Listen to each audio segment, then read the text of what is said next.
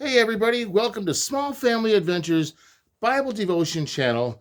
And we are in the middle of John, the book of John.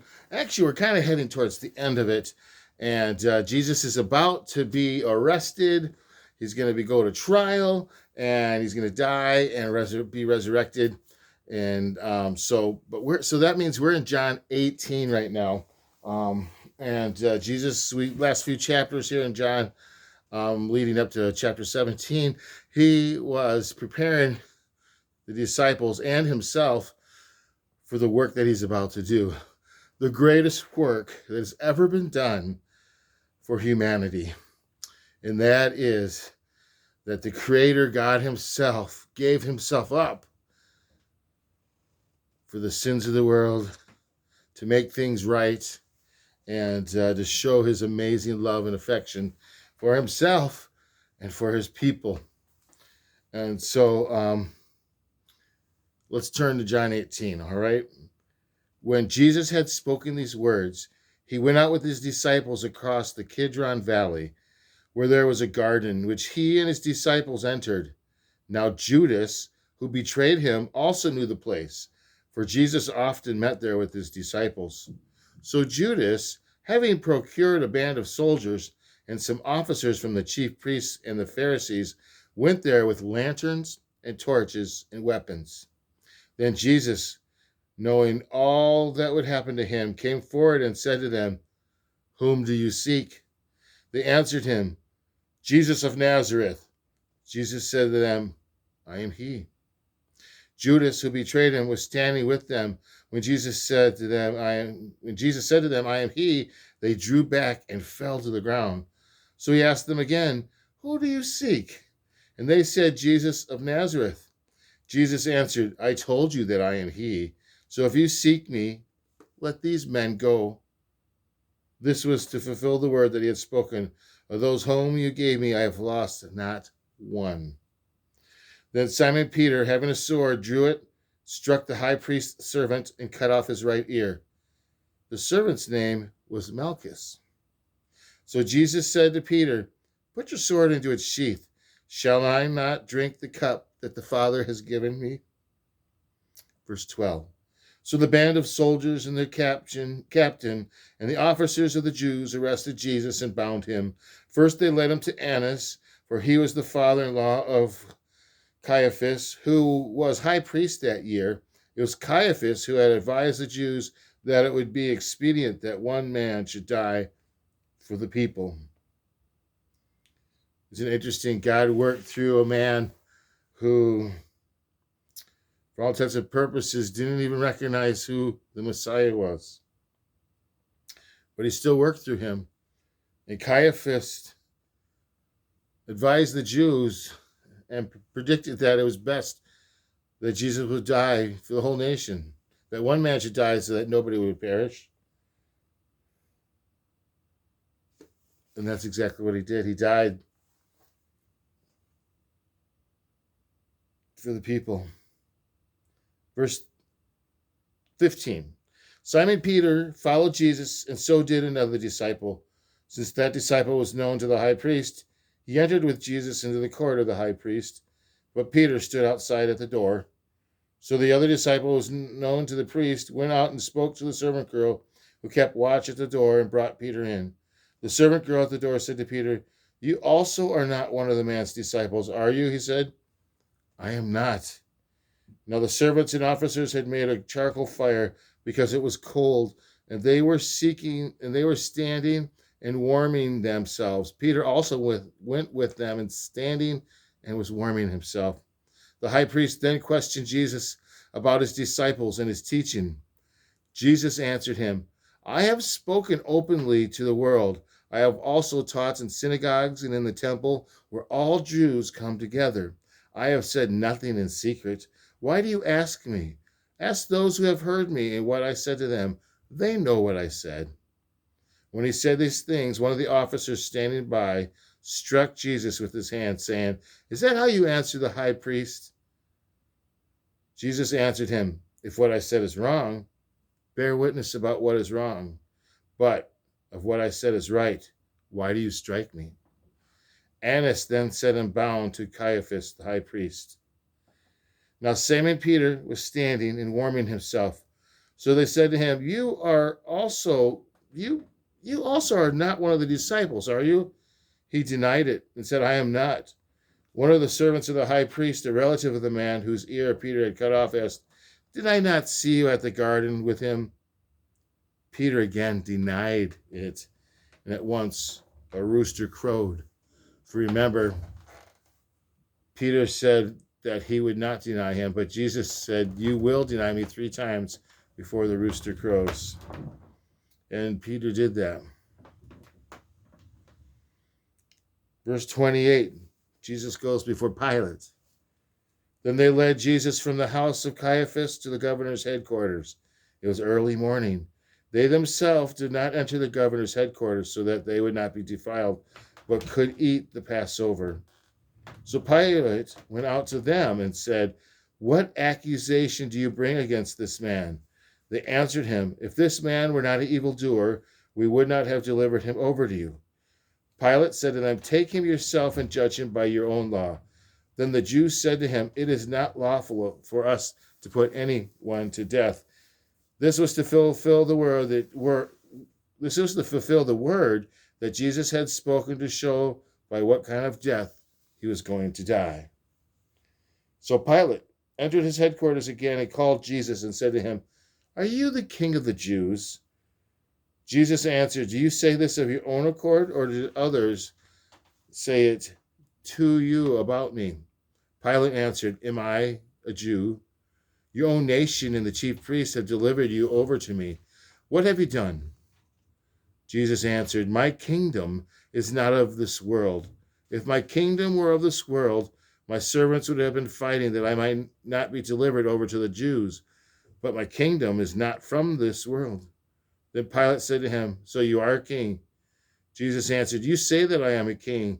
For this purpose I was born, and for this purpose I have come into the world, to bear witness to the truth. Everyone who is of the truth listens to my voice. Pilate said to him, What is truth? And after he had said this, he went back outside of the Jews and told them, I find no guilt in him. But you have a custom that I should release one man for you at the Passover. So do you want me to release to you the king of the Jews?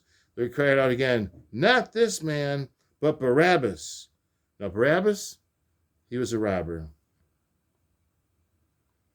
And that ends 18. Let's go into 19, just through the Pilate. Then Pilate took Jesus and flogged him, and the soldiers twisted together a crown of thorns and put it on his head and arrayed him in a purple robe. They came up to him, saying, Hail, King of the Jews, and struck him with their hands. Pilate went out again and said to them, See, I am bringing him out to you so that you may know that I find no guilt in him. So Jesus came out, wearing the crown of thorns and the purple robe.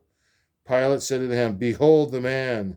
When the chief priests and the officers saw him, they cried out, Crucify him, crucify him. Pilate said to them, Take him yourself and crucify him, for I find no guilt in him. The Jews answered him, We have a law, and according to that law, he ought to die because he has made himself the Son of God. When Pilate heard this statement, he was even more afraid. He entered his headquarters again and said to Jesus, Where are you from? But Jesus gave him no answer. So Pilate said to him, You will not speak to me? Do you not know that I have authority to release you and authority to crucify you? Jesus answered him, You would have no authority over me, at least unless it has been given to you from above. Therefore, he who delivered me over to you has the greater sin.